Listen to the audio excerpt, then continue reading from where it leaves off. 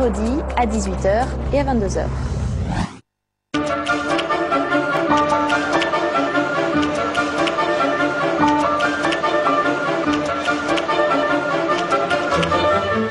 Bonjour à tous, bienvenue sur Public Sénat. Hier, les sénateurs ont achevé une partie de l'examen du projet de loi Grenelle 2 dans le chapitre consacré aux bâtiments et à l'urbanisme. Les sénateurs ont rétabli l'obligation de l'avis conforme des architectes des bâtiments de France pour toute construction réalisée dans les zones protégées. Je vous rappelle que cette disposition avait été supprimée dans le projet de loi Grenelle 1 sous pression du gouvernement et des députés de la majorité. En revanche, les sénateurs ont supprimé hier une disposition qui avait pourtant été introduite en commission par Jean Bizet, le sénateur UMP de la Manche. Le gouvernement a jugé cette disposition contraire à la loi littorale et il a eu besoin des voix de la gauche pour faire supprimer cet amendement, ce qui a donné lieu à une vive discussion dans l'hémicycle que je vous propose de revoir tout de suite. Bon après-midi à tous sur Public Sénat. Article 14. Monsieur le Président Émorine. Oui, merci Monsieur le Président, Monsieur le Ministre, mes chers collègues. Donc nous allons examiner, comme vous venez de le dire, Monsieur le Président, l'article 14 qui traite des compétences de l'architecte des bâtiments de France. Et pour faciliter la discussion, j'ose espérer, des amendements déposés sur cet article, je vous demande d'examiner en priorité l'amendement 364 de la Commission de l'économie et le numéro 68 rectifié bis déposé par notre collègue Ambroise Dupont au nom de la Commission de la Culture. Bien. Alors, donc, je suis saisi d'une demande de priorité. Je vais consulter le ministre pour connaître sa position sur cette demande de priorité. Je vous situe simplement le débat. L'amendement 253 qui est dans votre document a été retiré avant séance et nous acheminons vers 7 amendements et sous-amendements en discussion commune. Dans ces 7 amendements et sous-amendements figurent et l'amendement 364 et l'amendement 68 rectifié bis, 2 amendements sur lesquels Jean-Paul Émorine vient de demander la priorité. Alors, donc, j'interroge le ministre pour connaître son avis sur la priorité. Et ils seront présentés au vote en priorité. Mais tous les amendements seront présentés. Monsieur le ministre, sur la priorité. Voilà. Oui, avis favorable. Avis favorable. Donc la priorité est de droit, elle est donc acquise. Et nous allons examiner les 7 amendements et sous-amendements en discussion commune, en commençant donc par le 364 qui est sous-amendé. Donc nous allons commencer par le 364, puis les sous-amendements du 364, le 68 rectifié bis, puis les autres amendements seront présentés. Alors, Monsieur Braille, amendement 364. Bon, alors cette rédaction rétablit une disposition commune à tous les amendements examinés dans cet article, à savoir l'avis conforme de l'ABF. Alors, à la différence des amendements précédents, celui-ci réforme profondément la procédure de recours contre l'avis conforme de l'ABF en permettant au préfet de département de statuer en dernier ressort, et ce sans recueillir obligatoirement l'avis de la Commission régionale des paysages et des sites. La Commission de l'économie a renouvelé hier son attachement à cette version qu'elle avait déjà votée avant l'été, mais je tiens à dire ici qu'il y avait un certain nombre de sous-amendements, que naturellement les 3 commissions se sont réunies. Nous avons aussi écouté, l'avis d'Yves Dauge, puisque tout le monde sait qu'à la suite de ce qui s'est passé dans la CMP du Grenelle 1, le ministre de la Culture a souhaité mettre en place une commission et que quelle que soit la forme de l'article 14 que nous proposerons, je tiens à dire tout simplement par transparence vis-à-vis de la Haute Assemblée que nous attendrons les conclusions de la commission mise en place par le ministre de la Culture pour avoir une position définitive qui sera prise naturellement en commission mixte paritaire. Mais la chose que nous souhaitons, c'est l'avis conforme. Après, toute la procédure de recours doit naturellement être améliorée et nous comptons sur l'apport de cette commission qui a été mise en place par le ministre de la Culture. Donc, ce qui me paraît important, c'est de voter l'avis conforme, de façon à ce que la discussion, effectivement, puisse rester, et que ça vienne en commission mixte paritaire, et puis, naturellement, d'y intégrer au cours de cette commission mixte paritaire, les éléments sur lesquels nous nous serons mis d'accord des conclusions de la commission mise en place par le ministre de la Culture. Merci, monsieur le rapporteur. Alors, l'amendement 364 vient d'être présenté. Il est accompagné de 2 sous-amendements. Un sous-amendement 454 rectifié terre. Je pense que c'est Madame Dupont qui va nous le présenter. Chers collègues, nous vous écoutons. De demander un délai de réponse à l'architecte des bâtiments de France afin de ne pas faire laisser traîner les dossiers comme il arrive souvent. Alors, il est possible, je pense que un mois de réponse me paraît juste pour ce genre d'administration, mais on pourrait porter à 2 mois. Alors, c'est un rectifié quater. Est-ce que vous... Non, mais j'imagine qu'on va me refuser le mois, alors je propose dès maintenant qu'on passe à 2 mois maximum. Je vous repose la question, s'agit-il d'un rectifié quater? Si c'est le règlement le nécessite, oui. Oui, évidemment, moi, j'ai une contrainte majeure, c'est quand je fais voter, il faut que j'ai un texte pour faire voter. Si je vous fais voter sur une absence de texte, donc on reprendra le problème, mais on a entendu, on a le temps. Monsieur Sueur, vous n'avez pas les sous-amendements? Il n'était pas dans l'alias, mais il doit être à côté. C'est cela? 454 rectifié terre. Il est en principe dans l'alias, mais si vous ne l'avez pas, on se fera un plaisir de vous le faire parvenir dans un délai très raisonnable. Bien. Alors, maintenant, on a un deuxième sous-amendement, toujours à l'amendement qu'a présenté M. Bryce. C'est notre collègue Delège qui le présente. C'est le 112 rectifié. Merci, Monsieur le Président. Cet amendement rectifié de la Commission des lois souhaite aborder 2 points particuliers. Premièrement, nous souhaitons clairement qu'en l'absence de réponse du préfet au terme, j'en reviendrai tout à l'heure, du délai, le recours soit réputé admis, alors qu'aujourd'hui, le recours est réputé rejeté. Donc c'est en quelque sorte l'inversement de la charge de la preuve. Et deuxièmement, nous souhaitons qu'effectivement le délai de saisine du représentant de l'État dans le département soit fixé par décret. Enfin, nous souhaitons que le préfet ait effectivement, Madame Dupont, 2 mois pour se prononcer, non pas 1 mois pour des dossiers qui sont quelquefois un peu complexes sur le plan technique à regarder nous paraît trop court, et 2 mois nous paraît beaucoup plus raisonnable. Merci, mon cher collègue. Nous en arrivons à l'amendement 68 rectifié bis, qui est notre collègue Ambroise Dupont qui nous le présente. Oui, merci, Monsieur le Président. Bon, le rapporteur de la Commission des affaires économiques a réaffirmé avec la force qu'on lui connaît et la conviction qu'il porte que nous étions très attachés au maintien de l'avis conforme des architectes des bâtiments de France dans les ZPPAUP.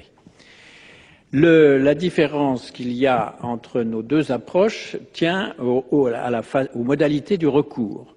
La Commission des affaires culturelles est attachée à ce que le recours se fasse auprès du préfet de région, parce que le préfet de région est celui qui aujourd'hui rassemble les services de l'État en matière de culture. Deuxièmement, la Commission de la culture tient aussi à la consultation de la CRPS, parce qu'elle considère qu'un avis collégial dans un recours forcément difficile est préférable à une décision d'une seule voix. Et enfin, la Commission de la culture, elle propose que le délai soit imposé de 2 mois pour la réponse du préfet appelé en recours. Voilà ce que la position de la Commission de la culture. Je crois vous avoir dit l'essentiel de cette position. Merci. Alors, nous en arrivons maintenant, les amendements sur lesquels la priorité a été demandée étant présentés, nous arrivons au 254 rectifié bis qui est présenté par Yves Dauge. Oui, Monsieur le Président, donc Je voudrais quand même, avant de parler précisément de nos propositions, rappeler quand même un petit peu le contexte de cette affaire, qui a été déclenchée par un élu d'une autre assemblée, heureusement, que la nôtre, qui, de plus est, se trouve dans un site du patrimoine mondial. Et je rappelle que l'État français, quand un site est classé, a des responsabilités vis-à-vis de l'UNESCO et s'est engagé à faire respecter les règles les plus strictes qui sont les nôtres. Donc déjà, nous étions dans une situation tout à fait étrange. De plus est, je rappelle que cette première tentative de mise en cause des ABF s'est faite dans le cadre du plan de relance, avec, dans le fond, un procès d'intention que les architectes des bâtiments de France feraient obstacle au développement de l'activité. Et on a revu, alors le Conseil constitutionnel, vous vous rappelez, est intervenu pour arrêter cette opération, mais on a revu l'opération venir dans cette loi avec l'idée, toujours sous-jacente, que les architectes des bâtiments de France feraient obstacle au Grenelle 2. Alors, heureusement que le Sénat, sur toutes les commissions et sur tous les bancs, a réagi et j'ai apprécié l'intervention du rapporteur. C'est vrai que le point central, c'est retour à l'avis conforme. C'est ce que nous proposons, nous aussi, dans notre amendement. Je dois dire que nous demandons aussi, comme la Commission de la Culture, que les recours se fassent au niveau de la région avec l'avis de la Commission du patrimoine et des sites. Parce que, ou bien nous avons une commission, un collège avec des gens compétents qui représentent l'ensemble y compris des associations qui peuvent s'exprimer, et alors elle joue un rôle, ou bien alors il n'y a qu'à considérer que cette commission n'a rien à faire, et que le préfet directement se substitue à un ABF, ce qui n'est pas normal. Il faut absolument que la commission, qui est une création importante, soit mise en situation de donner son avis. Alors effectivement, il y a la question des délais.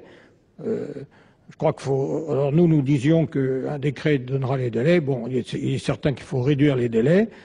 Et alors, il faut qu'il y ait une réponse obligatoire, parce que s'il n'y a pas de réponse obligatoire, effectivement, on va se trouver dans la situation que notre collègue a évoquée tout à l'heure. Alors, pas de réponse vaut quoi? Est-ce que ça vaut accord ou pas accord? Donc, il vaut mieux qu'il y ait une réponse absolument nécessaire de la commission du préfet de région. Voilà ce que je voulais dire. Merci, mon cher collègue. Alors, nous en arrivons maintenant à l'amendement 266 rectifié bis, qui est présenté par Monsieur Jarlier. Oui, Monsieur le Président, Monsieur le Ministre, chers collègues, cet amendement tente à supprimer l'article 9 de la loi de Grenelle 1 pour rétablir, bien entendu, l'avis conforme des architectes des bâtiments de France. Je ne reviens pas sur le contexte qui a amené à cette suppression de l'avis conforme. Simplement, je veux redire que c'était sans doute une fausse bonne idée, parce qu'elle met les maires en première ligne dans des politiques qui sont difficiles quelquefois à mettre en œuvre, notamment en matière de protection du patrimoine. Et donc, il faut bien entendu conserver cet avis conforme. Ensuite, j'ai entendu tout à l'heure les arguments des deux amendements 364 et 68. Il faut sans doute donner un délai maximum d'instruction du dossier, mais il faut sans doute aussi s'assurer que la saisine sera facilitée, mais qu'en même temps l'avis sera collégial. Donc il me semble qu'il serait intéressant de maintenir un avis d'une commission. Alors il y a une commission départementale qui s'appelle la commission des sites, des paysages et des sites. Peut-être pourrait-elle être consultée. Autrement, peut-être qu'effectivement, il faut aller, comme le propose Monsieur Dupont, vers une commission régionale, même si on a plutôt envie de voir ce type de difficulté se résoudre au plus près du terrain, sachant que quand même, on peut aller vers une commission. Pourquoi? Parce que, bien entendu, ces recours sont peu nombreux. Il faut savoir que c'est de l'ordre de pratiquement 1, 2, 3 pour 10 000 instructions. Donc sans doute faut-il s'assurer que les décisions qui sont prises sont collégiales pour ne pas laisser au préfet seul le soin de décider. Merci mon cher collègue. Amendement 298 qui est présenté par Jacques Muller.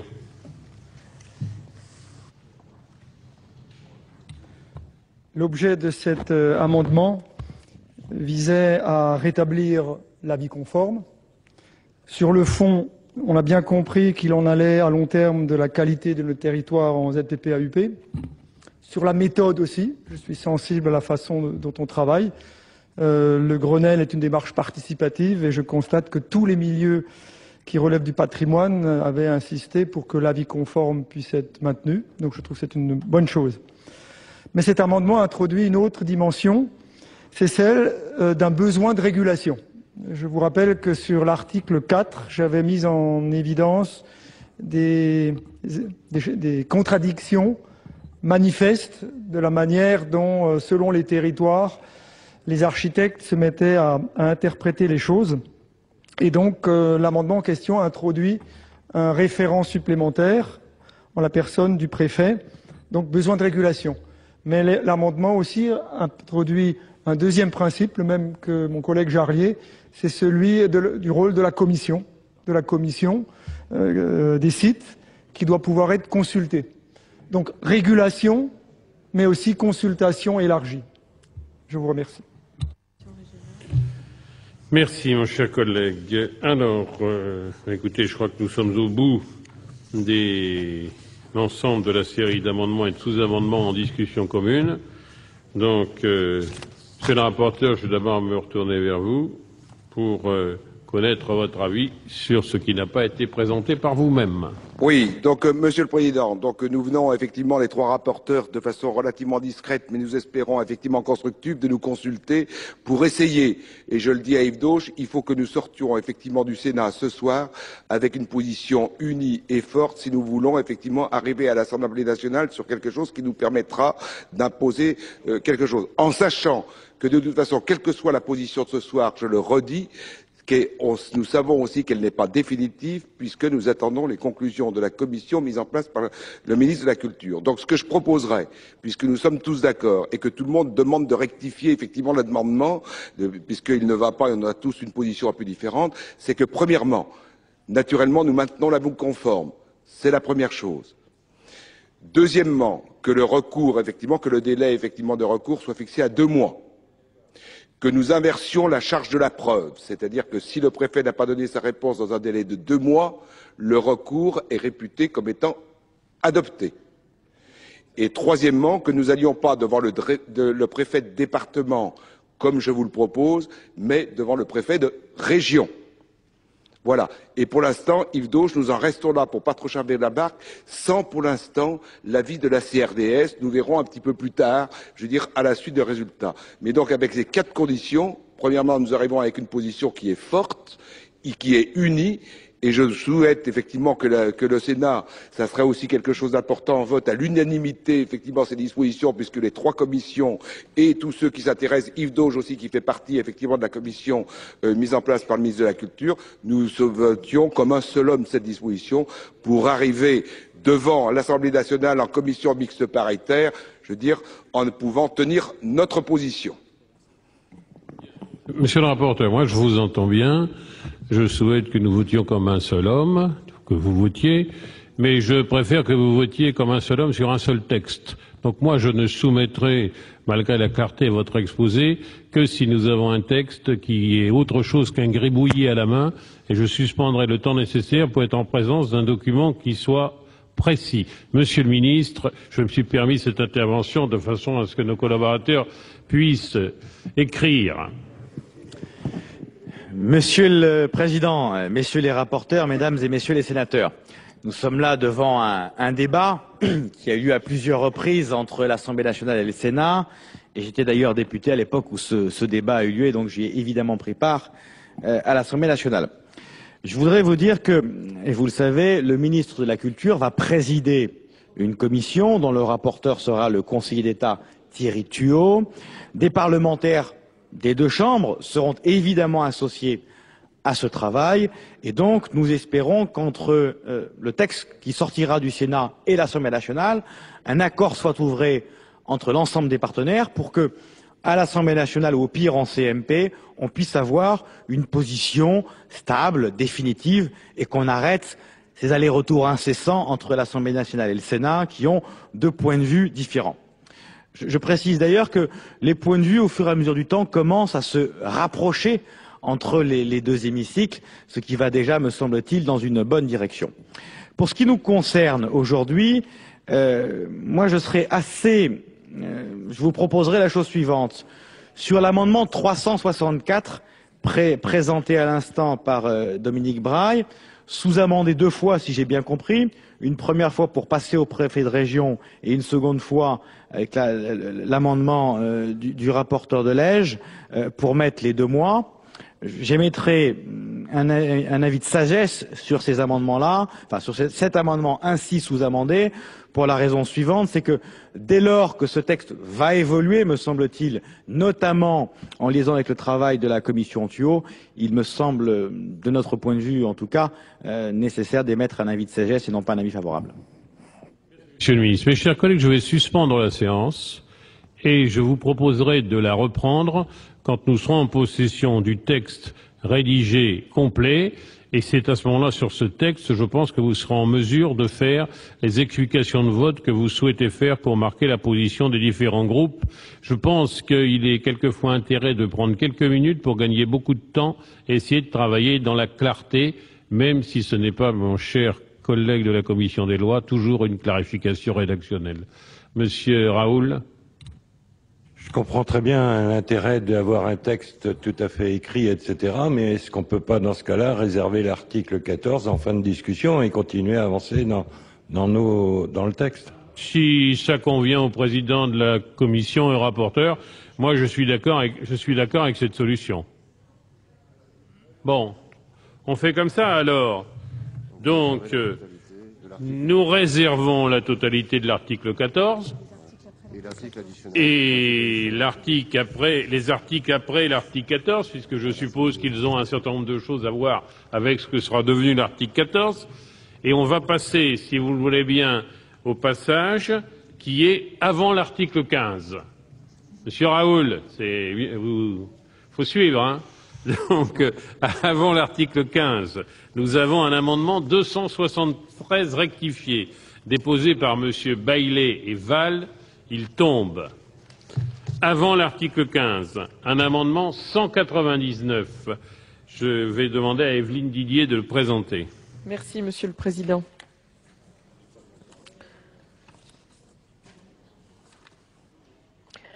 En fait, le sens de notre amendement est simple. Il s'agit de protéger et de mettre en valeur les espaces agricoles et naturels périurbains.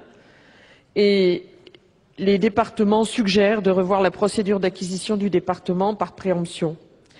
En proposant de placer ce droit de préemption spécifique sous la compétence directe du département et non plus sous la compétence des SAFER, les élus départementaux proposent de clarifier sa mise en œuvre à l'intérieur des périmètres d'intervention délimités en application de l'article L. 143.1 du Code de l'urbanisme.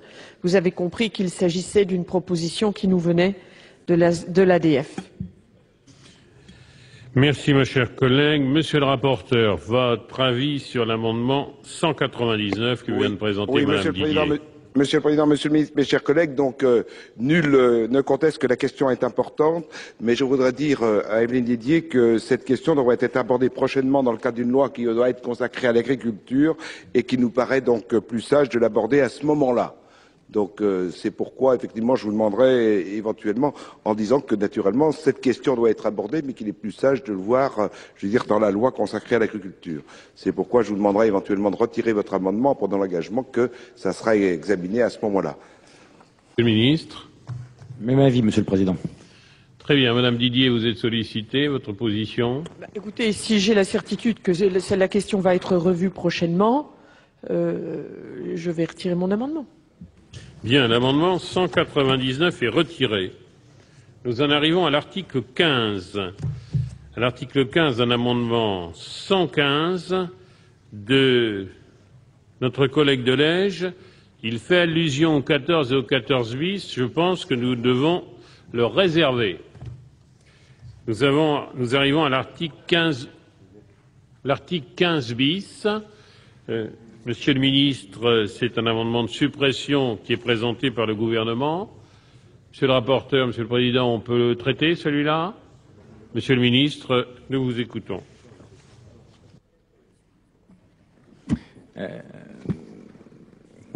Monsieur le Président, messieurs les rapporteurs, mesdames et messieurs les sénateurs, cet article est pour nous un article important et l'amendement de suppression que nous vous proposons a pour objet de ne pas toucher tout simplement à la loi littorale. C'est une loi importante, c'est une loi qui a nourri évidemment beaucoup de débats dans notre pays et nous sommes attachés à ce qu'on ne remette pas en cause cette loi. Pourquoi? Tout simplement parce qu'elle nous semble protéger actuellement le littoral français. De même, sur un autre registre, la loi montagne est tout aussi importante et nous ne souhaiterions pas voir cette loi montagne remise en cause. Ce qui est proposé par l'amendement qui a été accepté et voté en commission, c'est en fait de permettre dans la zone des 100 mètres l'installation de bergeries, puisqu'il s'agit, comme on le sait tous, des présalés, d'installation de bergeries, donc d'équipements agricoles, et puis un deuxième élément dans cet amendement qui est de dire que la mise aux normes des bâtiments agricoles existants peut se faire de fait sans qu'il y ait de contraintes nouvelles en matière de rejet des bergeries en question. C'est la raison pour laquelle nous sommes contre ce qui a été adopté en commission et que nous souhaitons bien évidemment que l'amendement soit adopté. Nous ne souhaitons pas, je me répète, que la loi littorale soit bougée. Elle nous semble avoir atteint un bon équilibre aujourd'hui et nous ne sommes pas favorables à ce qu'on la touche. Merci, monsieur le ministre. Monsieur le rapporteur. Oui, Monsieur le Président, Monsieur le Ministre, mes chers collègues, donc une fois n'est pas coutume, je dirais, je regrette que ce soit à la fin, effectivement, de l'examen de ce titre 1, que je sois en désaccord avec la position, effectivement, du ministre, tout simplement pour dire que la loi littorale n'a pas trouvé, effectivement, un réel équilibre, puisqu'il reste véritable problème entre, vous le savez, le problème agricole des présalés et puis la conchyliculture, donc l'élevage des huîtres. Mais je laisserai à notre collègue Bizet, qui est beaucoup plus spécialisé que moi, pour dire nous souhaitons effectivement une loi littorale, mais nous ne souhaitons pas non plus des territoires littoraux qui soient complètement sanctuarisés et qui ne permettent pas une certaine activité. Je veux dire, sanctuariser des territoires, c'est de toute façon à court, à moyen ou à long terme, les voir mourir. Donc nous souhaitons que puisse continuer, je vais dire, une certaine activité. Donc l'amendement 15 bis a été voté, je le rappelle, à l'unanimité à la Commission des affaires économiques. Et puis la Commission fait par ailleurs remarquer que la dérogation qu'elle introduit dans les dispositions relatives à la loi littorale est très encadrée, puisque l'autorisation de travaux est donnée avec l'accord du représentant de l'État dans le département, après avis de la commission départementale compétente en matière de nature, de paysage et de site, et que cet accord est refusé si les constructions ou installations sont de nature à porter atteinte à l'environnement et au paysage. Et vous le savez, moi qui fais beaucoup de bateaux, je peux vous dire que de toute façon, voir des littoraux avec de jolies bergeries, avec des constructions bien intégrées dans le site, c'est manifestement beaucoup plus agréable que de voir effectivement des paysages sans rien. Là, votre commission estime que les dispositions de cet article additionnel sont en cohérence avec les amendements intégrés au texte des articles 6 et 9, tendant à souligner l'importance du développement rural dans les documents d'urbanisme.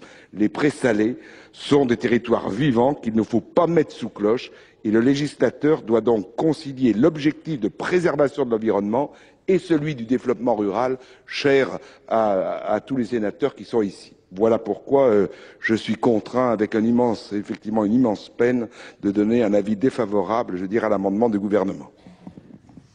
Bien. Alors, je vais mettre aux voix l'amendement 159. Oui, je vous ai vu, monsieur Bizet, qui a reçu un avis défavorable de la commission. Explication de vote, Jean Bizet et Paul Raoult. Merci, Monsieur le Président. Monsieur le Président, Monsieur le Ministre, mes chers collègues, je comprends la réaction du gouvernement face à ces deux amendements qui ont été votés, je le rappelle, à l'unanimité en commission des affaires économiques, et c'est pas un hasard. C'est pas un hasard, c'est tout simplement parce que si les élus locaux, et Dieu sait si on en a parlé, et le rapporteur l'a souligné à plusieurs reprises au cours de cette soirée, les élus locaux sont des élus très engagés et compétents sur ce plan-là et sont bien conscients de l'importance de la loi littorale, de la richesse qu'est ce patrimoine de leur commune. Mais la loi peut protéger, mais tout doucement et au fil des ans, elle a dérivé. Et tout doucement, elle sanctuarise ces territoires, et si bien qu'il n'y a plus d'activité économique, qu'il n'y a plus d'activité agricole. Et c'est ça la réaction, si vous voulez, des élus, et c'est ça la réaction qui a fait que ce texte a été voté à l'unanimité. Moi, je suis très clair, ce n'est pas une atteinte à la loi littorale, c'est simplement un toilettage, c'est une amélioration, comme il y en a déjà eu 2 fois par le passé depuis ces 10 dernières années. Qu'il y a 2 clés de sécurité, c'est que toute amélioration, construction, mise aux normes, qui entre parenthèses, je le rappelle, est une obligation réglementaire, hein, et qui se heurte précisément je dirais, à l'étroitesse de cette loi littorale, si bien que je me trouve, moi, dans mon département, avec un statu quo sur un certain nombre d'exploitations agricoles, où on préfère laisser en l'état et avoir justement une pollution du rivage, tout simplement, avec toutes les conséquences sur la production des algues vertes, etc., tout simplement parce que mais si, absolument, et les maires, les élus sont dans l'impossibilité d'accorder, si vous voulez, des mises aux normes par, justement, la rigueur de la loi littorale. Donc il y a 2 clés de sécurité. Il faut l'accord du préfet et l'avis de la commission départementale des sites et paysages. Et en quelque sorte, il y a une inversion de la charge de la preuve. Et il appartiendra au préfet, dans ce cas de figure, de dire pourquoi tel ou tel type de construction ou aménagement porterait éventuellement atteinte à l'environnement. J'insiste bien sur ces territoires qui sont des territoires fragiles que nous devons protéger. Il n'est pas question d'imaginer faire n'importe quoi, mais je me répète encore une fois, on glisse tout doucement de la protection à la sanctuarisation et on voit le développement d'un certain biotope, d'une certaine faune, d'une certaine flore particulièrement indésirable, tant visuellement, je dirais qu'écologiquement, on parle beaucoup de biodiversité. Eh bien, dans ces territoires, il y a le développement et de la faune et de la flore, d'une faune et d'une flore, je dirais, dominante, prédominante, qui va à l'encontre de la biodiversité. Et moi, ce que je ne voudrais pas, c'est qu'un jour, comment dirais-je, on puisse voir, après avoir, entre guillemets, chassé l'animal domestique de ces territoires, eh bien, le risque qu'un jour vienne, tout simplement, qu'on voit l'homme, à son tour, eh bien, déserter ce territoire. Personnellement, je le vis, il n'est pas acceptable, Monsieur le Ministre, il n'est pas acceptable que nous en soyons à 4 années de rédaction d'un cahier des charges pour l'implantation de bergeries dans la baie du Mont-Saint-Michel, côté breton comme côté normand, tout simplement parce qu'entre les services de l'État, les services du Conseil général, les services de la Chambre d'agriculture, chaque service se renvoie ce dossier 4 années pour écrire un cahier des charges pour mettre en place des bergeries, alors que nous venons d'obtenir une appellation d'origine contrôlée sur, je dirais, ce type de filière, et que nous ne pouvons pas, précisément, implanter des, je dirais, des bâtiments agricoles pour organiser la filière. Donc voilà pourquoi, si vous voulez, moi je ne voterai pas, bien évidemment, l'amendement du gouvernement. Pour explication de vote, Paul Raoult, puis Jacques Muller et Monsieur le Ministre après, puis Evelyne Dédier. Monsieur le Ministre, je pense que c'est mieux qu'on écoute les différents groupes et que Paul Raoult. Non, mais je pense quand même qu'on est sur un sujet sensible et avec une force symbolique extrêmement importante. Je veux dire, à partir du moment où vous touchez, dans le cadre du Grenelle 2, je dis bien dans le cadre du Grenelle 2, à la loi littorale, j'imagine les commentaires demain dans la presse nationale pour dire, eh bien, on en a profité pour donner un coup de canif à la loi littorale et faire en sorte qu'on puisse installer des activités agricoles en plus grand nombre le long de ces littoraux. Franchement, c'est pas dans l'esprit du Grenelle et la façon dont les choses se sont déroulées depuis 2 ans. Et quand on voit les actualités du mois de juillet et du mois d'août et les problèmes littoraux avec les pollutions, avec tout le scénario qu'on a vu et répété à la télé, avec les algues à retirer et autres types de pollution, et le procès qu'il nous est fait, ou qui est fait aujourd'hui à la société d'avoir laissé faire, je me vois mal aujourd'hui en train de voter ce type d'amendement. Alors je vous comprends bien, Monsieur Bizet, vous dites oui, ben, mon département, la Manche, etc. Mais au-delà de ça, je veux dire, il y a une façon de maîtriser l'activité économique sans toucher à ces littoraux qui obéissent à une loi, à une grande loi, qui aujourd'hui est respectée, que l'on essaie de faire respecter, et troubler l'équilibre de cette loi aujourd'hui me paraîtrait pas judicieux. Et franchement, après tout ce qu'on a pu dire, tout ce que vous avez pu dire, mais tout ce que nous avons dit collectivement, en votant à l'unanimité le Grenelle I, je pense que si on vote ce texte ce soir, franchement, ce sera une façon d'aller contre tout l'esprit du Grenelle tel que nous l'avons voulu, tel que nous l'avons défendu. Et vous parlez de sanctuarisation. Mais oui, il y a des espaces qu'il faut sanctuariser, qu'il faut protéger, parce que la biodiversité, on ne peut pas y toucher comme ça impunément. Elle est un élément de la planète et de l'équilibre de la planète et de l'homme dans la planète, et que nous faisons partie de cette biodiversité. Et les littoraux, la frange littorale, elle est quand même, je dirais, aujourd'hui dans une situation d'insécurité par rapport à cette biodiversité. C'est l'élément le plus fragile aujourd'hui, tellement elle reçoit d'agressions. Et je ne voudrais pas qu'à travers cet amendement, on puisse dire, eh bien, finalement, on a laissé faire des choses qu'on ne doit pas laisser faire. Voilà, c'est tout. Enfin, pensez au moins à la charge symbolique de l'amendement que vous êtes en train de nous proposer. Moi les bras m'en tombent et on ne peut pas accepter un tel amendement. Je le dis sans esprit polémique, mais vraiment, il y a là une force symbolique qu'on ne peut pas, comme ça, enlever, supprimer par la façon dont vous le présentez. Merci, Monsieur Raoult. Donc j'ai Monsieur Muller, puis Madame Didier, et après le ministre, le rapporteur et le président de la commission, mais on laisse l'ensemble des groupes s'exprimer. Monsieur Muller. Monsieur le Président, Monsieur le Ministre, j'ai parlé tout à l'heure de méthode. Alors effectivement, ayant participé à la réunion de commission où ce point a été abordé, j'entends ici le rapporteur et mon collègue Bizet insister sur le fait que nous avons voté à l'unanimité. Alors oui, je me suis abstenu. Ma collègue Evelyne Didier, j'ai ici le compte-rendu de la réunion, a indiqué n'être pas en mesure d'en apprécier la portée et les conséquences. Elle s'était abstenue aussi, parce que lorsqu'on n'a pas tous les éléments techniques sur un dossier comme ça, on s'abstient. Donc c'est pas une unanimité parce que tout le monde lève la main et soutient, c'est parce qu'on était dans l'incertitude. Moi je vous dis franchement, lorsque j'ai découvert l'argumentaire, la réflexion développée par Monsieur le Ministre, alors je vous invite tout à l'heure à le développer, Monsieur le Ministre, pour que toute l'Assemblée ait l'ensemble du dossier dans sa complexité. Mais moi j'ai été convaincu.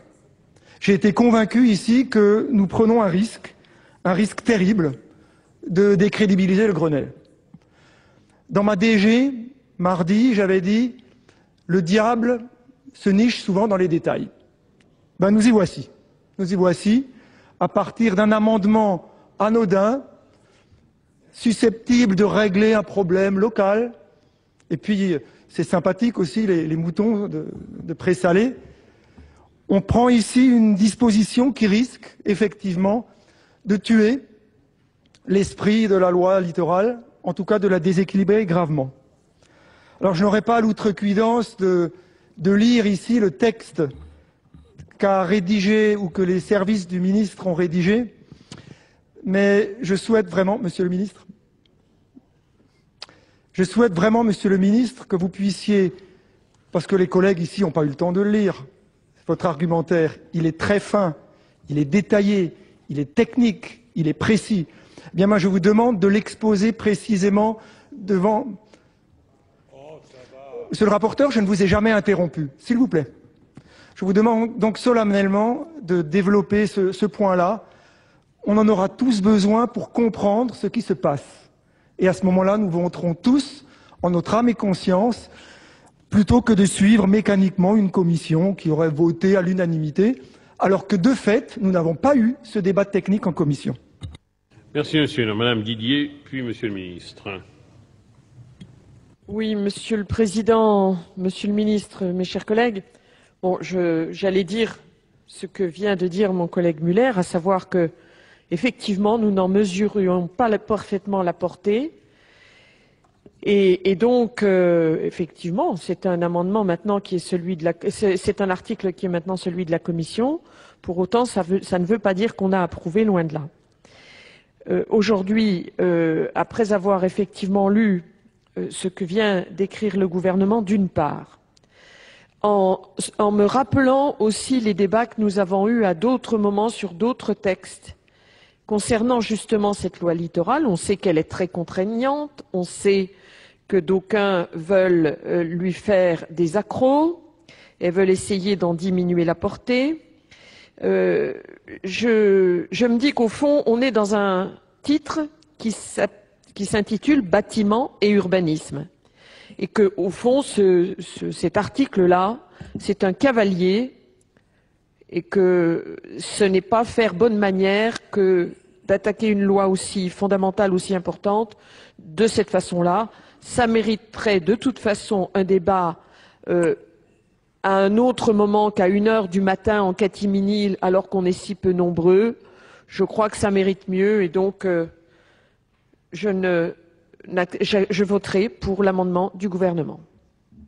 Merci, mes chers collègues. Monsieur le ministre.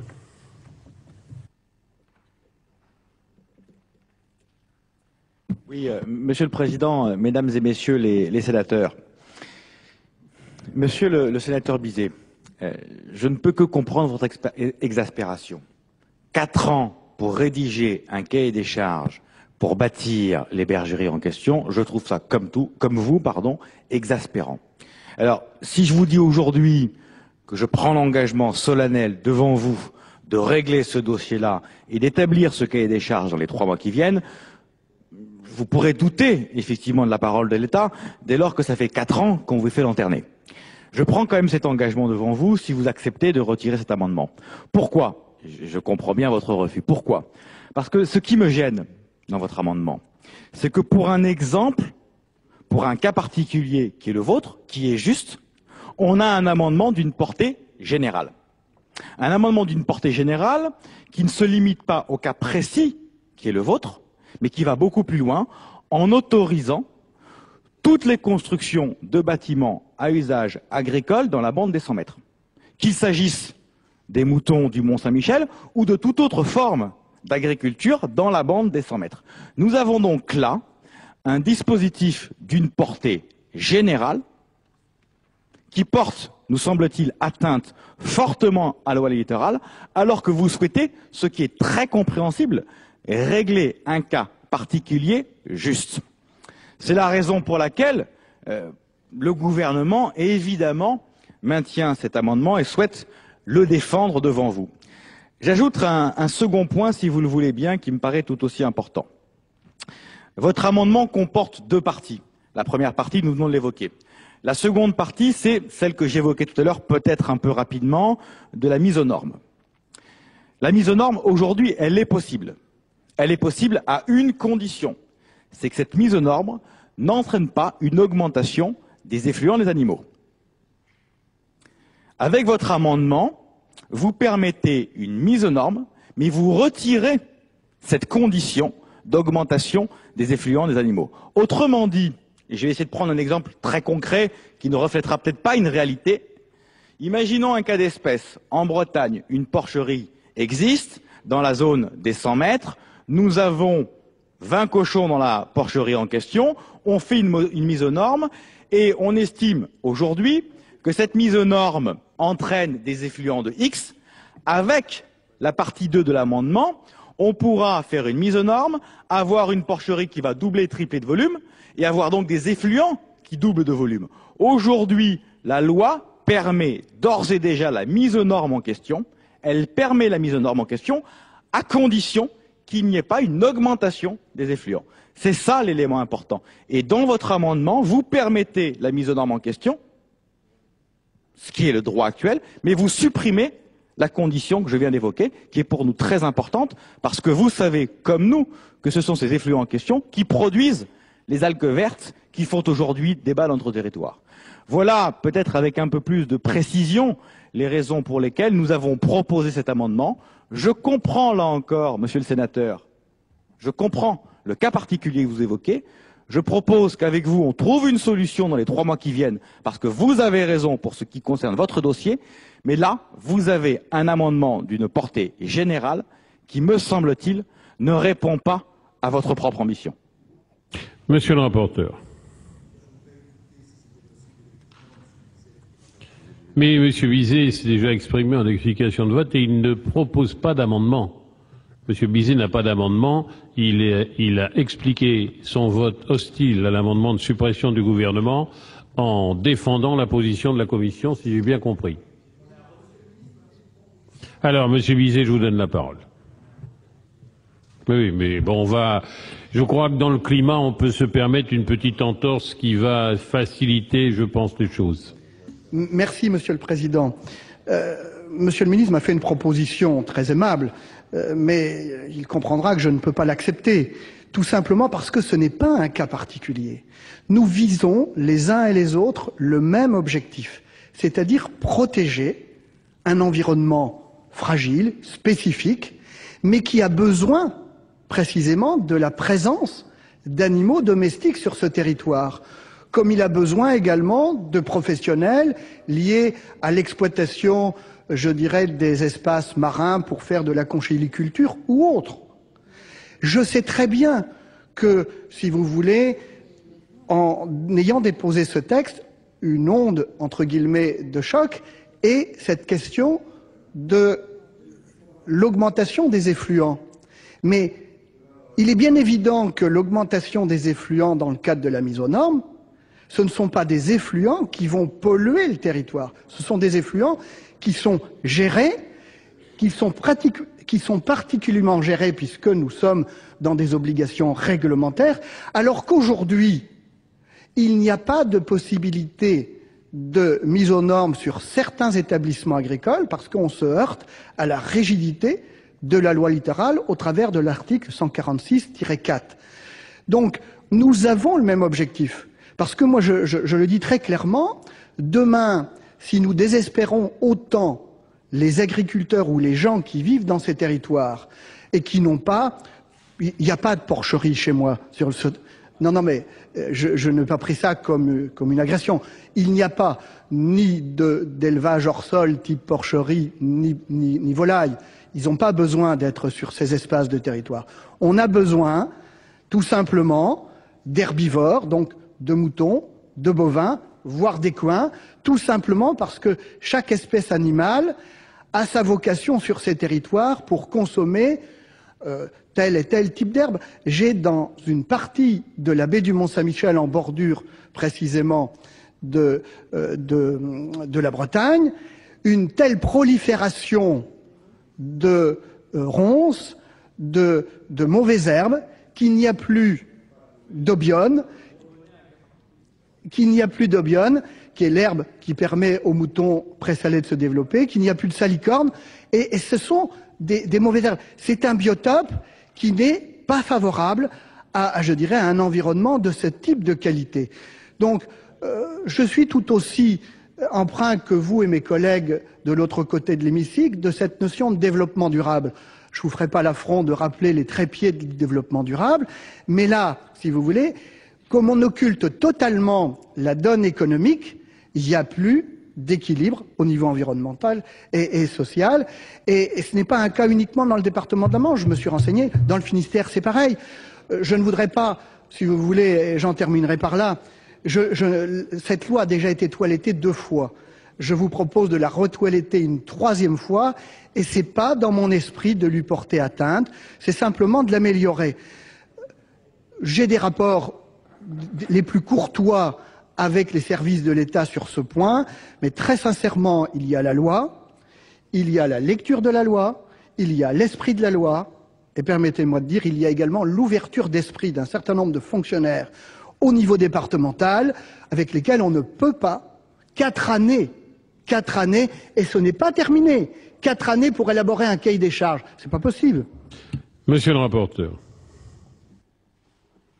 Oui, d'abord de réflexion. Rappeler d'abord à M. Muller, effectivement, que nous étions un certain nombre, en tout cas le rapporteur, je veux dire, d'avoir pris connaissance complètement de l'argumentaire fin, argumenté et précis, effectivement, de M. le ministre, et que nous nous sommes prononcés en totale connaissance de cause. Premièrement. Deuxièmement, dire à notre collègue Raoult que de toute façon, peut-être que la presse en fera son machin, j'estime que l'environnement, je dirais, plus important, effectivement, que les problèmes que les journalistes vont faire. Et pour moi, ce n'est pas du tout un argument pertinent. Je me permets de le lui dire. Ce que la presse dira demain et dira après-demain, je veux dire, ça passera vite, alors que les problèmes d'environnement, je veux dire, dureront bien plus longtemps. Donc, dire que de toute façon, et je suis étonné d'ailleurs, au moins que Jacques Muller, qui nous dit effectivement, et qui de par sa profession, je veux dire, dire que de toute façon, il ne soit pas conscient et que les gens ne soient pas conscients que la situation actuelle qui se développe dans la loi littorale, quand des espaces sont sanctuarisés, cela porte une grave atteinte à la biodiversité.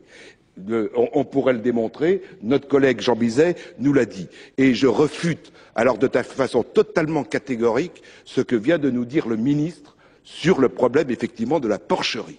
Je vous signale qu'il y a ici des barrages et que nous avons, et nous avions bien dit, Monsieur Bizet nous l'a dit, que de toute façon, la commission départementale compétente en matière, et puis aussi des paysages et des cycles, et que cet accord est refusé si les constructions ou installations sont de nature à porter atteinte à l'environnement.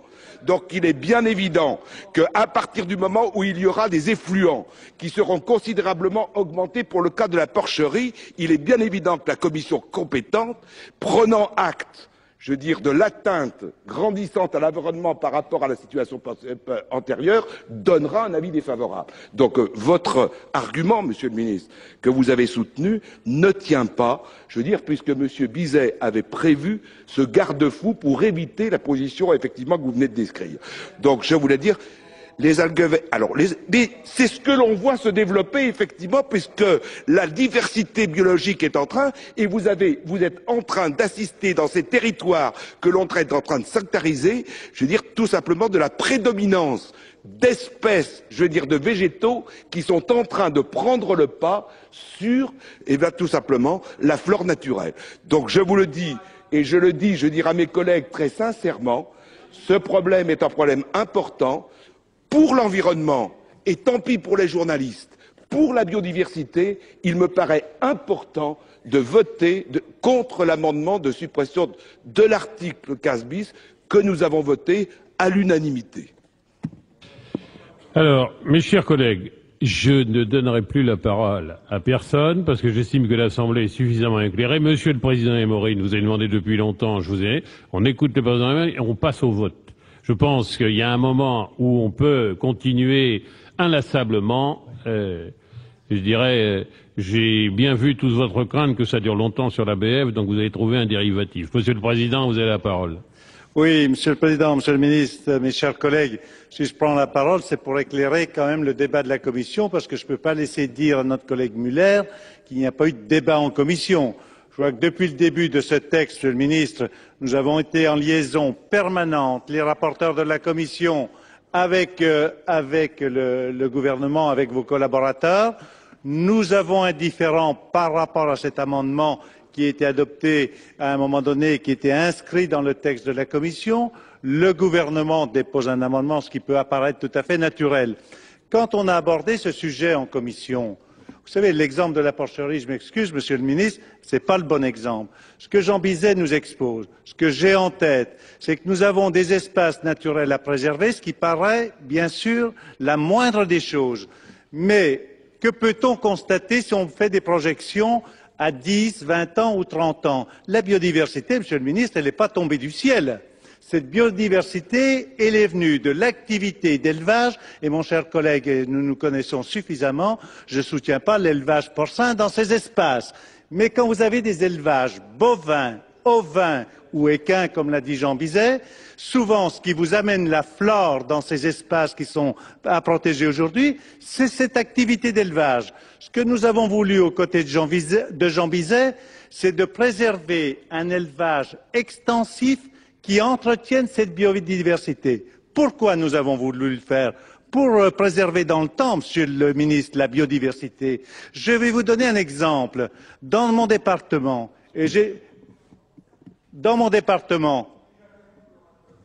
moi, avec son accord. Oui. Monsieur Muller, rapidement, s'il vous plaît. Je serai très bref. Je n'aime pas qu'on dise des choses, qu'on mette dans ma bouche des choses que je n'ai pas dites.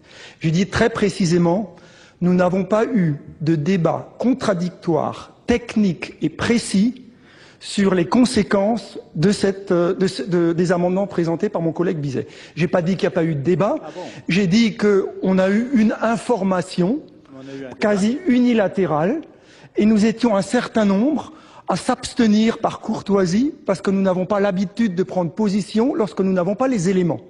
Donc on ne peut pas dire que la commission, comme un seul homme, a voté à l'unanimité. Par honnêteté intellectuelle, moi, quand je ne sais pas, je m'abstiens. Eh bien, aujourd'hui, je sais. Vous n'avez pas la parole. Mon cher collègue Muller, vous n'allez pas faire le procès de mal diriger cette commission. Je crois que j'ai toujours été objectif, je vous ai toujours entendu. Vous aviez les éléments de l'amendement du gouvernement, c'est-à-dire que vous aviez les informations. Et que quand nous avons procédé au vote, nous avons eu un débat. Il y a des témoins sur les bancs socialistes et communistes. Nous avons eu un débat. Le rapporteur est intervenu, Jean Bizet est intervenu, et je suis intervenu personnellement dans les mêmes termes que je m'adresse en séance.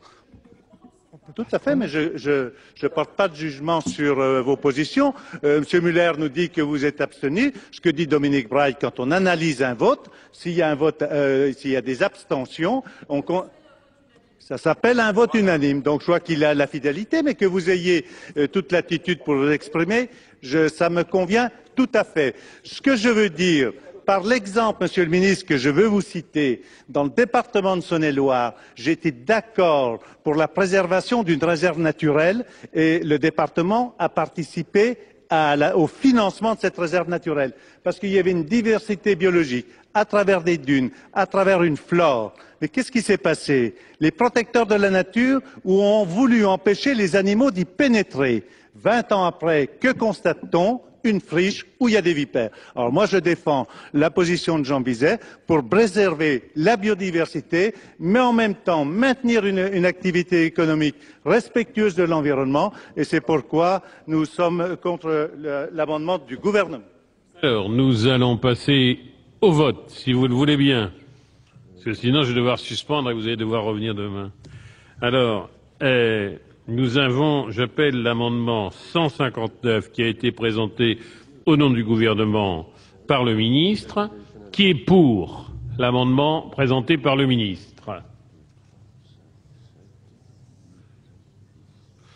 Qui est contre?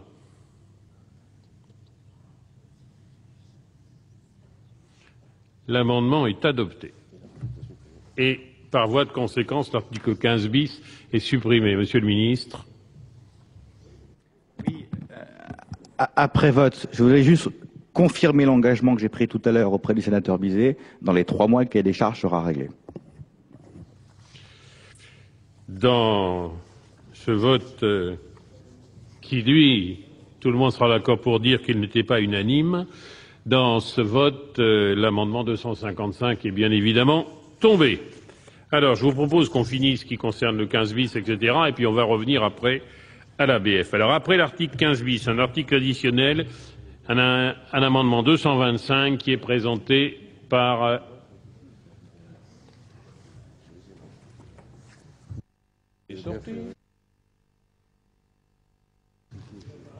Mais bien sûr, mon cher collègue. Mais je voudrais tout simplement faire une petite incidente avant de présenter cet amendement.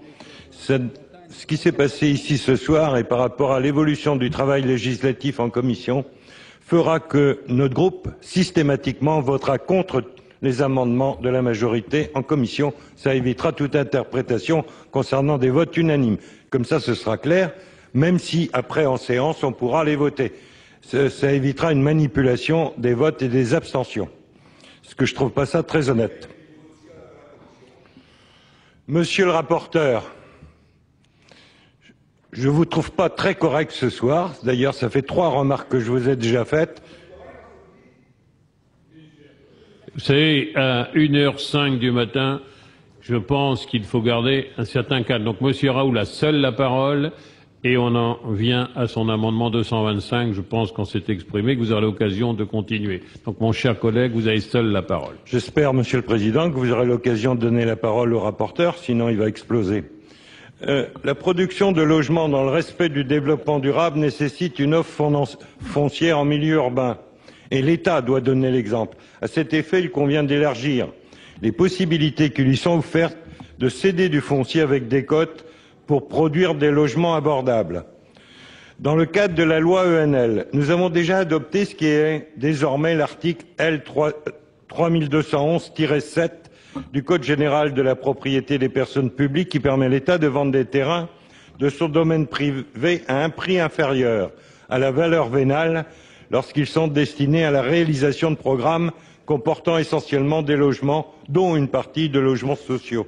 Le présent amendement a pour objet d'étendre cette possibilité aux constructions, sachant qu'il ne s'agit pas de permettre ou d'imposer de telles cessions. C'est une seule possibilité. Mon cher collègue, Monsieur le rapporteur, l'avis de la Commission sur l'amendement 225. Monsieur le rapporteur, l'avis de la Commission sur l'amendement 225. Je sollicite votre parole.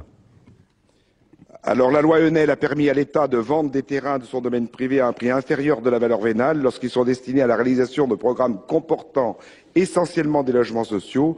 Le présent amendement a pour objet d'étendre cette possibilité aux constructions, sachant qu'il ne s'agit que de permettre et non d'imposer de telles cessions. Donc, c'est un avis favorable, effectivement, pour la construction des logements sociaux. Monsieur le ministre. Même avis, Monsieur le Président. Bien, je vais mettre aux voix, s'il n'y a pas d'explication de vote, l'amendement 225. Qui est pour? Qui est contre? L'amendement est adopté. Alors, après l'article 15 bis, un amendement 226 qui est présenté pour le groupe socialiste par...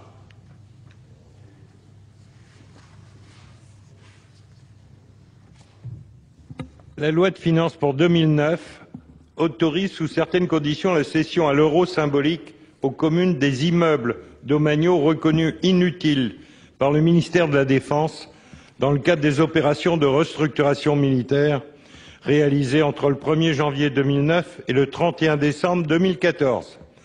Il est proposé d'étendre cette possibilité de cession à l'euro symbolique au bénéfice d'organismes HLM ou OSEM lorsque des besoins en logements sociaux ont été mis en évidence par un PLH, ceci notamment pour éviter que des projets solides soient retardés ou simplement ajournés parce que la cession ne peut pas être faite au profit de ces établissements publics. Cette proposition s'inscrit donc dans la même logique que l'amendement précédent. Il s'agit de résoudre des petits problèmes techniques ou des freins technico-administratifs auxquels les praticiens sont confrontés sur le terrain pour mettre en œuvre des projets qui pourtant font l'unanimité. Merci, mon cher collègue. Monsieur le rapporteur, l'avis de la Commission. Oui, Monsieur le Président, Monsieur le Ministre, mes chers collègues. Donc, la Commission avait donné éventuellement un avis favorable à condition qu'il soit rectifié. Comme il n'a pas été rectifié, c'est un avis défavorable. Monsieur le Ministre. Oui, Monsieur le Président, même avis que le rapporteur, avis défavorable. Il s'agit là de cession à l'euro symbolique. Nous sommes en plus totalement en dehors du texte que nous examinons à l'instant. C'était d'ailleurs la même chose, mais erreur d'inattention de ma part sur l'amendement précédent. J'aurais dû émettre un avis défavorable parce que nous sommes totalement en dehors du texte et il s'agit là évidemment de cavalier législatif. Bien. Pas d'explication de vote. Je me vois l'amendement 226. Qui est pour? Qui est contre? Il n'est pas adopté. Après l'article 15 bis, un amendement 227, Paul Raoult. Vise à inciter donc les particuliers entreprises qui souhaitent céder des immeubles leur appartenant à privilégier les ventes à destination du secteur du logement social. La loi 2005-841 du 26 juillet 2005 a prévu une fiscalité allégée en cas de vente à un organisme de logement social, HLM ou SEM, à savoir une exonération d'impôt sur les plus-values des particuliers et l'application d'un taux réduit d'impôt sur les sociétés sur les plus-values des entreprises. Ce système a porté ses fruits, en particulier à Paris. C'est pourquoi nous avons pensé qu'il pourrait être intéressant de favoriser ce type de cession de la part des entreprises. Nous proposons donc d'aligner le régime applicable aux entreprises sur celui des particuliers, c'est-à-dire de leur consentir une exonération totale d'impôt sur la plus-value. Ceci serait bénéfique pour la lutte contre l'étalement urbain et pour garantir une offre supplémentaire de logements sociaux, et dans le même temps, cela peut être une solution intéressante pour certaines entreprises qui souhaiteraient se procurer des fonds propres. Monsieur le rapporteur, avis de la Commission. Oui, Monsieur le Président, Monsieur le Ministre, mes chers collègues, la Commission avait souhaité demander l'avis du gouvernement et suivra l'avis du gouvernement. Monsieur le Ministre. Un avis défavorable. Là aussi, il s'agit d'un cavalier, et donc l'avis sera évidemment défavorable sur cet amendement-là. J'ajoute que pour les amendements précédents et sur la série que nous sommes en train d'examiner, j'ai eu l'occasion d'en parler avec le président Repentin ce midi. Je lui ai donné ce même avis-là. Nous sommes sur une loi qui s'appelle le Grenelle 2. Enfin, c'est pas son nom évidemment, mais c'est le Grenelle 2. Nous ne sommes pas là sur une loi sur le logement. Très bien, je soumets aux voix l'amendement 227. Qui est pour? Qui est contre? L'amendement n'est pas adopté. Après l'article 15 bis, un amendement 282, Jacques Muller.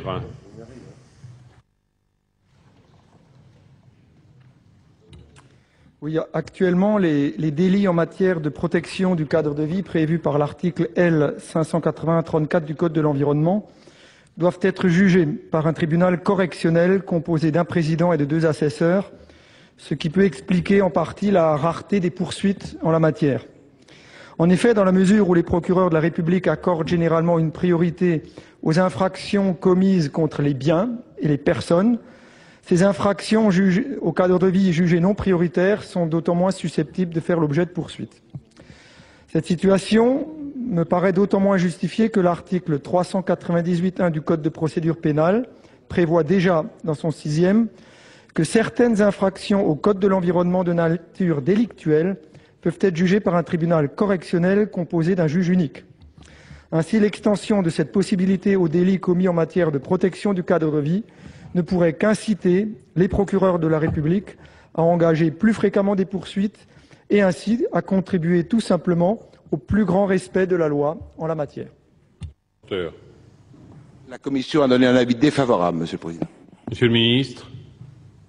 Avis défavorable également, Monsieur le Président. Bien, je mets aux voix l'amendement 289. Qui est pour? Qui est contre? Il n'est pas adopté. Je vous rappelle que les amendements numéros 63 73 portant division article additionnel après l'article 15 bis ont déjà été examinés en priorité. Division additionnelle après l'article 5 bis, un article 309. Monsieur Muller, un amendement 309.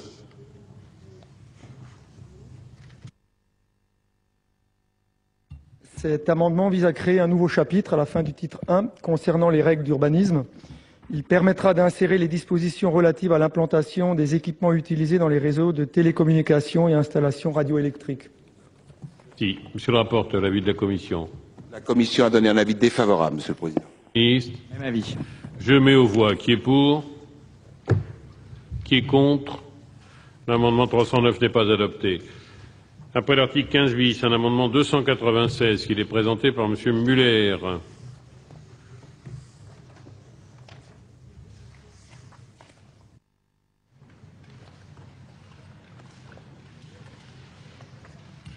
Je m'excuse, mais j'ai cru comprendre qu'il tombait dans la mesure où mon amendement visait à créer un chapitre. J'ai bien compris, il est tombé et nous revenons à l'article 14 pour lequel a dû être distribué, il doit être entre vos mains, un amendement 364 rectifié, présenté par M. Braille au nom de la commission de l'économie. Les deux sous-amendements, qui étaient celui de Mme Dupont et de M. Delège, ont été retirés dans la mesure où ils sont intégrés à cette nouvelle rectification. Donc, je vais appeler cet amendement au vote. Il aura comme conséquence, s'il est adopté, de faire tomber tous les autres. Et je prends maintenant des explications de vote sur cet amendement rectifié. Monsieur Braille, vous le présentez rapidement puisque vous avez donné la quintessence et c'était l'écriture. Monsieur le Président, je crois que j'ai suffisamment expliqué la position de la Commission et il fait la synthèse effectivement de ce que nous avons dit. Avis conforme, un délai de 2 mois. Je veux dire, si le recours n'est pas examiné par le préfet de région dans les 2 mois, le recours est réputé positif. Monsieur le ministre, l'avis du gouvernement. Je m'en remets à la sagesse de la Haute Assemblée. Merci. Alors, explication de vote, Jean-Pierre Sueur. Merci. Oui. Je dirais un peu coincé derrière et d'ici, je ne vous vois pas, ce qui est un grand manque pour moi. Ne vous excusez pas, ce n'est pas grave. Non, je voulais simplement abonder dans le sens de la proposition du rapporteur de la Commission des affaires économiques, dire que je me rallie avec la Commission des affaires culturelles à l'avis que nous avons établi tous ensemble et signaler que quand même nous faisons partie, et lui, et M. Dauge, et moi, de la commission Thuot, donc nous aurons l'occasion de continuer à débattre pour arriver à la meilleure solution. J'en déduis que vous retirez le 68 rectifié bis. Monsieur Dupont. Il est retiré. Alors, je crois qu'on est aux explications de vote. Jean-Pierre Sueur. Je n'en vois pas d'autres. Merci Monsieur le Président, Monsieur le Ministre, mes chers collègues. Quelques mots au nom de notre groupe socialiste à cette heure tardive pour dire combien nous nous réjouissons de l'accord qui a pu être trouvé sur ce nouvel amendement numéro 364 rectifié. En effet, mes chers collègues, nous avons considéré qu'il y avait une sorte de tâche avec la disposition qui avait été adoptée par la commission mixte paritaire sur le Grenelle I. En effet, pour nous, l'environnement, c'est bien sûr l'environnement naturel, mais c'est aussi le patrimoine, mais c'est aussi l'environnement urbain.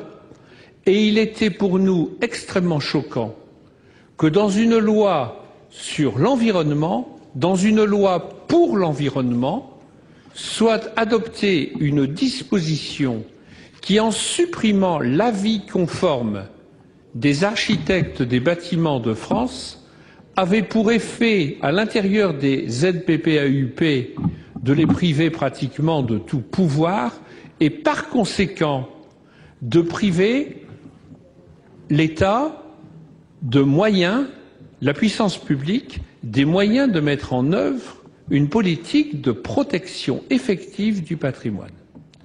C'est pourquoi, mes chers collègues, nous nous réjouissons vraiment que cet amendement soit proposé. Il reprend l'essentiel de l'amendement que nous avions présenté avec M. Dauge, M. Lagauche, Mme Tasca, M. Repentin, M. Raoul et les membres de notre groupe, puisqu'il rétablit l'avis conforme. Et cela a beaucoup de sens, mais aussi est un symbole, puisque cela rétablit les prérogatives de puissance publique par rapport à cette impérieuse nécessité de la protection du patrimoine. Encore un mot pour dire que nous pensons que la commission dont il a été beaucoup question et qui a été mise en place par le ministre de la Culture sera utile et qu'elle permettra, nous le pensons, d'avancer, en particulier sur les modalités de recours. Nous considérons qu'il est positif que le recours soit effectué dans la nouvelle version qui nous est présentée auprès du préfet de région. C'est ce que nous avions proposé.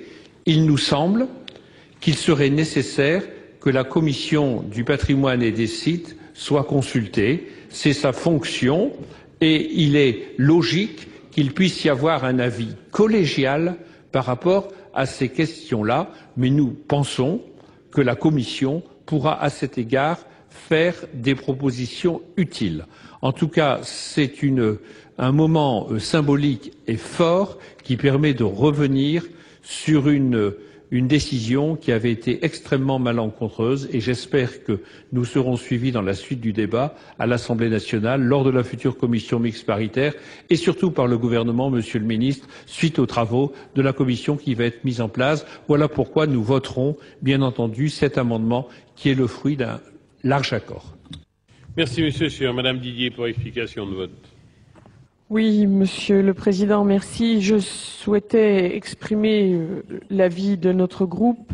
C'est un sujet important. Nous sommes satisfaits de l'avancée des travaux, même si nous savons qu'il faudra encore conforter cette position avec les travaux de la Commission.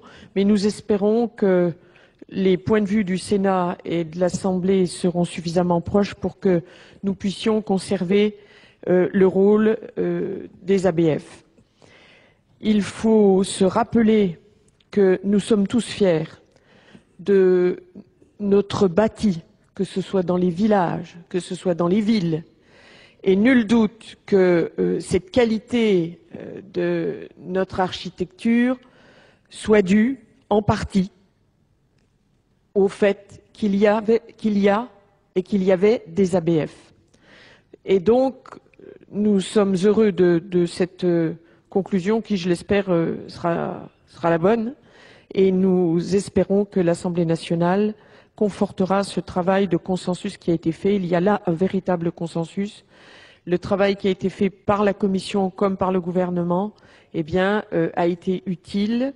Et nous souhaitons que nous en restions là et qu'il n'y ait pas des retours malheureux qui fassent que nous revenions en arrière. Merci, mes chers collègues. Je vais mettre en voie l'amendement. Monsieur Muller, pour explication de vote, je vous en prie. Oui, Monsieur Biver. Ce sera très bref pour expliquer ma satisfaction. Je suis heureux de voir que nous pouvons à certains moments être unanimes, sans abstention, pour aller dans le même sens et peser face à nos collègues de l'Assemblée nationale. Notre position permet de conforter les dispositions présentes et d'améliorer le dispositif en l'ouvrant à l'enjeu majeur que constitue le développement des énergies renouvelables, y compris dans ces zones-là. Merci. Merci, monsieur. C'est l'avenir qui nous dira si on est unanime. Monsieur Biver, pour explication de vote. Oui, Monsieur le Président, Monsieur le Ministre, pour changer un peu, moi je dirais que je ne partage pas tout à fait votre point de vue. Je rappellerai d'abord que les aides PPAUP sont demandées, et il est normal que les municipalités soient concernées pour demander une aide PPAUP. Si on la demande, c'est bien parce qu'on a envie de réfléchir avec des gens, administrations qui nous entourent, mais de là à revenir à des avis conformes sur lesquels nous avons passé des débats ici très importants il y a plusieurs reprises pour éviter justement que l'erreur humaine étant ce qu'elle est, les hommes ou les femmes étant ce que nous sommes, les humains, des humains, eh bien, font souvent des erreurs que nous payons cher parce que nous attendons des mois, voire des années quelquefois, et que, étant dans un village classé monument historique, je peux vous dire combien nous souffrons de cela. Alors, moi je veux bien, si la majorité a pensé qu'il fallait revoir ça dans ce sens-là, majorité que nous sommes ici, hein, je ne parle pas majorité politique, eh bien je veux bien après tout accepter ça, mais je veux quand même pouvoir dire que ce n'est pas pour moi une avancée, ce n'est peut-être pas non plus un retour en arrière. J'entends par là que si nous pouvions définir au sein d'une commission à voix égale, obtenir un avis général des opérations, ouvrir un débat, préparer un certain nombre d'éléments nouveaux dont on a besoin pour réfléchir. À tout ça, je dis oui, mais être à plat ventre devant une personne, et nous en avons connu chez moi et ailleurs, qui fait des excès de pouvoir, ce n'est pas non plus acceptable. La parole est à Pierre Gerlier. Oui, juste un mot, Monsieur le Président. En fait, c'est un bon compromis et l'essentiel, c'est que nous sortions de ce débat avec un avis conforme des ABF. Et je crois que c'est un bon support, cet amendement est un bon support pour le démarrage des travaux de la future commission. Donc, moi, je voterai évidemment cet amendement. Très bien, je vous remercie. Je vais mettre aux voix l'amendement 364 rectifié présenté par Dominique Braille. Qui est pour? Qui est contre? Contre Monsieur Buver. Oui, j'ai vu Monsieur Buver, oui. Contre. Et donc, l'amendement est adopté. Et l'article est bien sûr adopté. Alors, il nous reste très peu de choses. Après l'article 14, Monsieur Delège a un amendement 113 rectifié. Ils ont été rectifiés, mais ils vous ont été distribués en conséquence de ce qui vient d'être adopté. Monsieur Delège, sur le 113 rectifié. Merci, Monsieur le Président. En fait, l'article que nous venons d'adopter traite des ZPPAUP.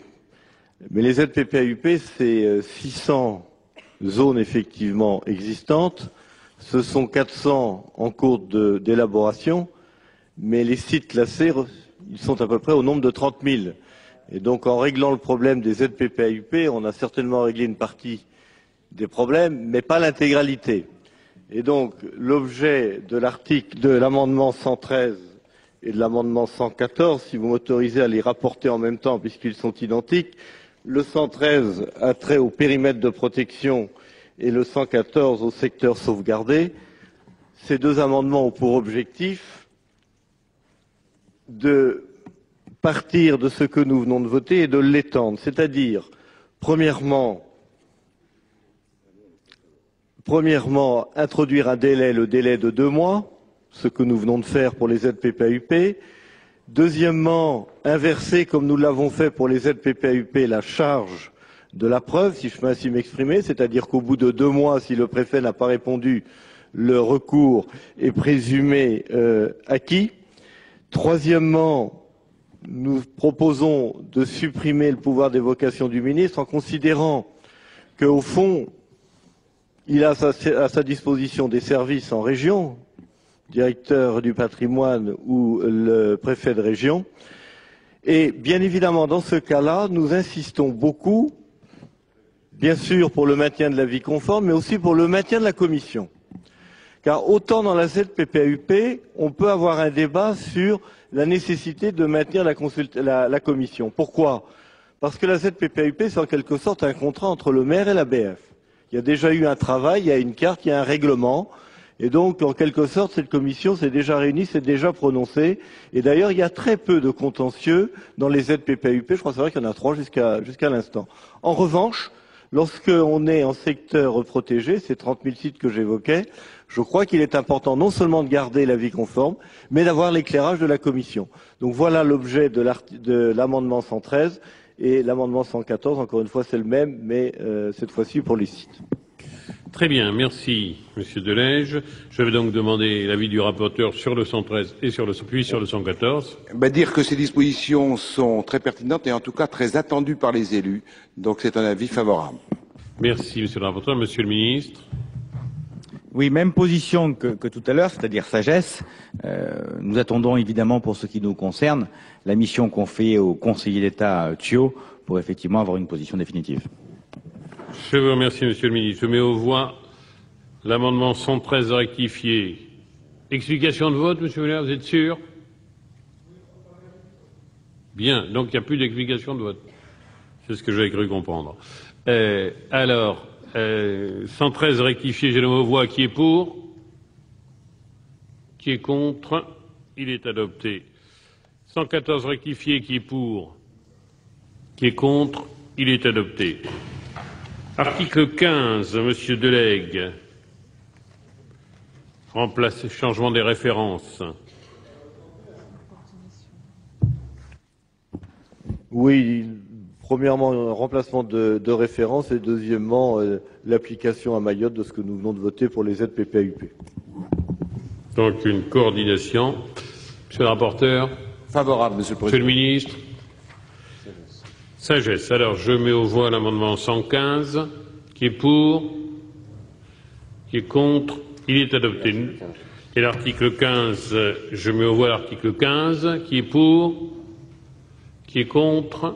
L'article 15 est adopté. Nous en avons terminé l'examen du titre premier du projet de loi portant engagement national pour l'environnement. Je vous rappelle que la conférence des présidents a prévu la poursuite de l'examen de ce projet de loi à partir du lundi 28 septembre à 14h30. Vous venez de revoir une partie de l'examen du projet de loi Grenelle 2. Je vous donne rendez-vous lundi à 16h30 pour la lecture des conclusions de la commission mixte paritaire sur le projet de loi Hadopi. Merci de votre fidélité, excellent week-end à tous et à très bientôt sur Public Sénat.